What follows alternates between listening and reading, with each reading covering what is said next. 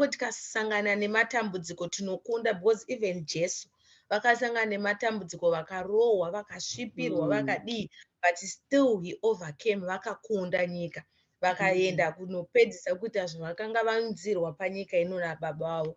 Saka dai Mwari vangotigonesa, tagara tingotsvaka Mwari, tingodokwaira kuti Mwari, garai mandiri, tongai mandiri, taurai mandiri, tungamirai upenyu hwangu.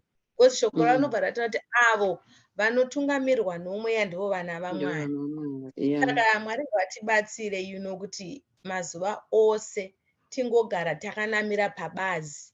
Nokuti kana tiripa unonzi chi, the branch.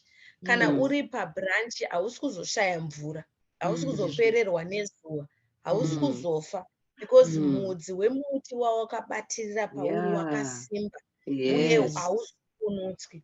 Saka Mwari ngavatiitire zvakanaka vadikani. We just want to thank you